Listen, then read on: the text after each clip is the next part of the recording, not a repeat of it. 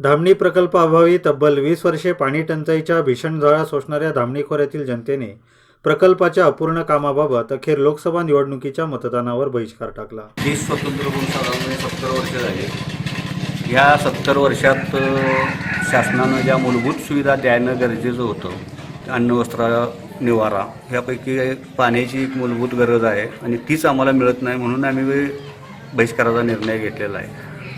आमच्याकडं निसर्गाची मुबलक धनसंपदा आहे, त्यात पाणीसुद्धा आहे, पाऊस पण इतका होतो आहे म्हणजे आमचा सगळा वाहूनच जातो आहे पाऊस। पाणी अडवायचं शासनाचं कृष्णा खोरेच्या लवादाप्रमाणे जे पाणी अडवायचं शासनाचं बंधनकारक होतं ते शासनानं केल्यामुळं आम्ही त्याच्या झळा बघतो आहे। पाणी नाही म्हणून आमचा टाहो आहे आणि ह्या गेल्या पावसाळ्यात इतका अतिवृष्टी झाली की हातातोंडाला आलेली पिकं आमची ओला दुष्काळ होऊन गेली।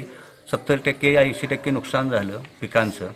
जिल्हाधिकाऱ्याशी संवाद साधल्यानंतर जिल्हाधिकाऱ्यांनी फील्ड लेखी आश्वासनं देतो, आम्ही प्रोजेक्ट पूर्ण करतो, पण तुम्ही बहिष्कार टाकू नका, मतदानाचे पवित्र हक्क आहे वगैरे त्यांनी कर्तव्याची जाणीव करून दिली।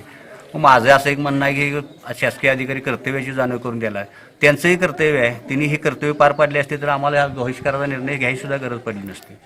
आमची ही बहिष्काराची रूपरेषा अशी ठरताना ठरलेली आहे की हा प्रोजेक्ट पूर्ण होईस तोपर्यंत बहिष्कार, त्यानंतर येणाऱ्या विधानसभेच्या आत हे प्रोजेक्ट पूर्ण करून द्यायचा, मग आम्ही विधानसभेला मतदान करू। त्यानंतर सुद्धा जर पूर्ण नाही झाला तर विधानसभेला बहिष्कार, त्यानंतर येणाऱ्या जिल्हा परिषदांना बहिष्कार, त्यानंतर येणाऱ्या ग्रामपंचायतींना पण बहिष्कार। त्याच्या पुढची ग्रामपंचायतीची स्टेप अशी राहील की आम्ही ग्रामपंचायतीला कोणी फॉर्मच भरणार नाही। त्यामुळेच पाणी नाही तर मतदान नाही अशी भूमिका घेत सुमारे 25,000 ग्रामस्थांनी बहिष्कारावर ठाम राहिल्यामुळे संबंधित मतदान केंद्रावर एकही मतदानाची नोंद झाली नाही। प्रत्यक्ष काम सुरू होईपर्यंत मतदान न करण्याचा निर्णय कृती समितीने घेतल्यामुळे मंगळवारी धामणी खोऱ्यातील मतदान केंद्रांवर शुकशुकाट दिसत होता।